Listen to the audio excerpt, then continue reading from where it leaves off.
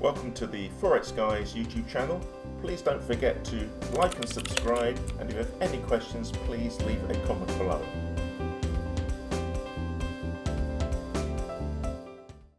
The dashboard is a new and very powerful trading tool that enables traders to analyze the major 28 currency pairs in a very short time frame with a high degree of accuracy and in an easy to use format. Firstly, using the traffic light system of green, amber and red on the confirmation columns, the trader can instantly see that by looking at the green highlighted pairs, for example, where to start with their analysis, whether it be for an intraday entry or for a swing trade that may be over 2 to 5 days or something of that order.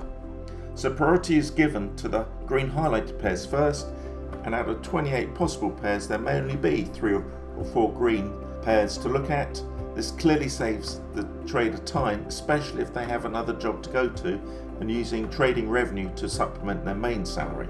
They essentially get to analyse the pairs that have the highest chance at success first without wasting time elsewhere.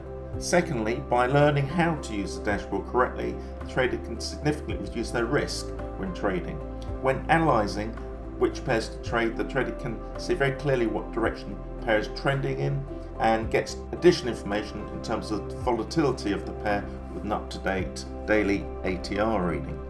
Finally, the dashboard harnesses the calculations from 2 very powerful algorithms running parallel to produce the daily adjusted figures.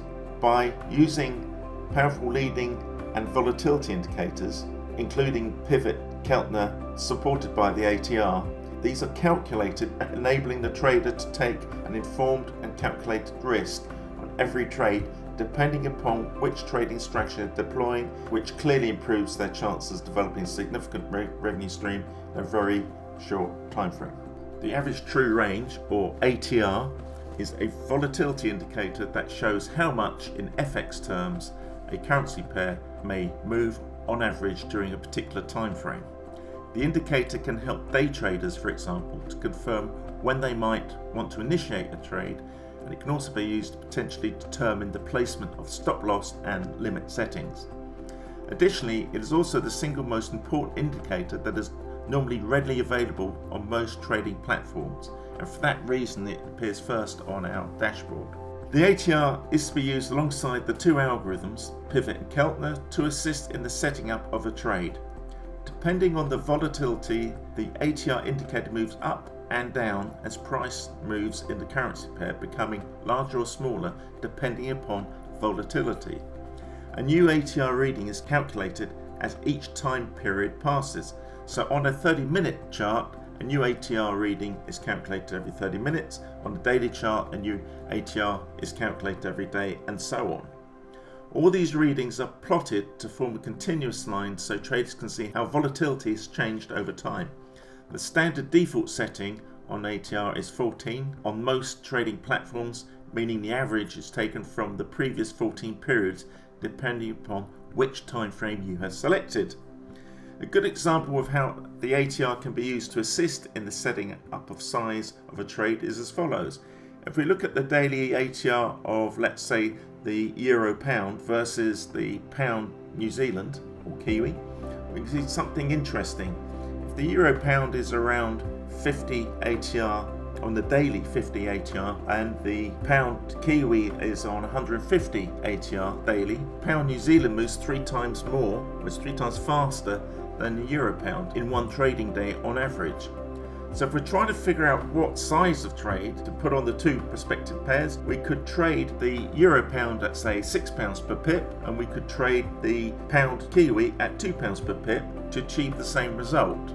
However, very few traders practice this kind of management technique and trade the same size amount per pip no matter what currency pair they are trading, assuming of course they are spread betting. And so it's very easy to see how they can wipe out their accounts very quickly without using proper money management techniques. On the second display box, we look at the algorithm output, which is one of the most important aspects of the whole dashboard, in that it has 2 fairly unique displays showing the pivot split and the Keltner split.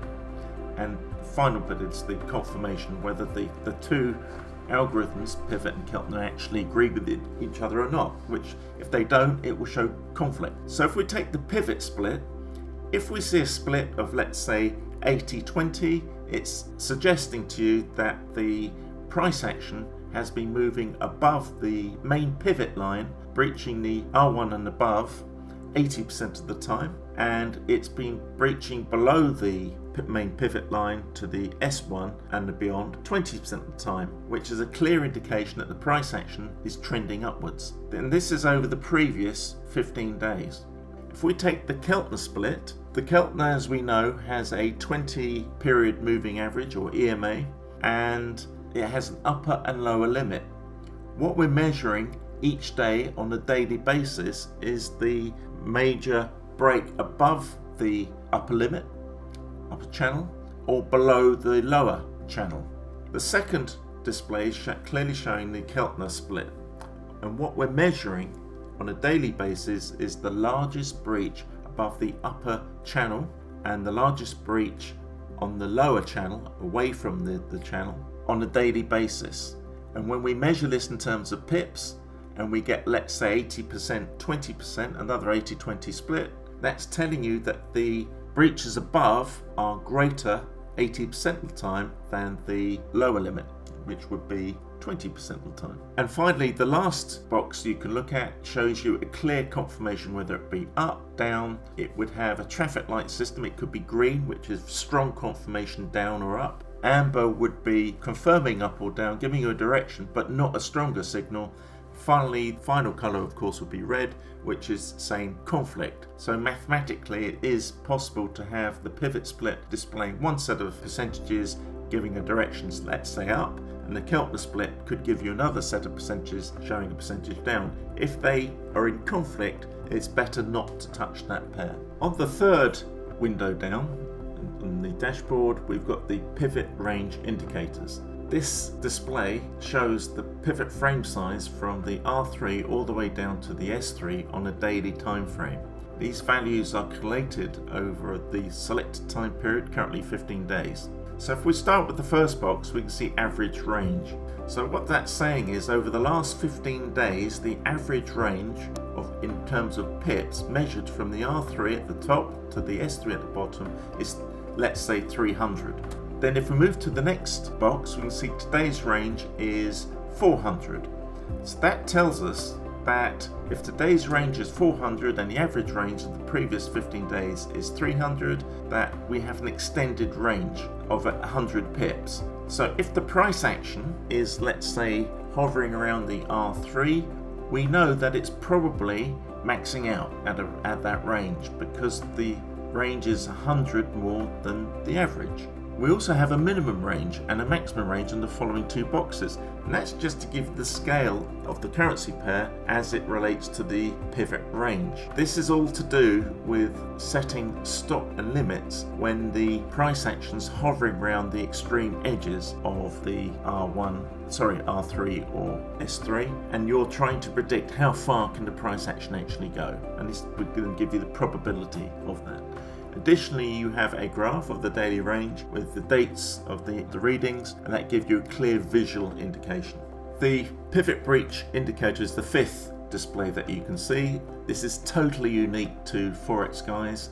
This indicator shows a percentage of times the pivot levels were breached over the selected time period, in this case 15 days. So it shows you the R3 across to the S3, and not surprisingly, you'll see a higher percentage of breaches on the main pivot central line, then slowly decrease as it goes out to the edges from R1, 2 to 3, and the same from S1, S2 and 3. So if the S1 is showing 67% and the R1 is showing 17% and the S2 is showing 42% and the R2 is showing 8%, there's a clear trend downwards. That's because the breaching is happening on a far more regular basis, and we then get an idea of what is likely to happen in terms of probability. And in fact, if we're showing 8% on the S3, that's actually telling you it's got a 92% chance of not breaching it over the average of the last 15 days. The final display is called the Keltner breakout indicator.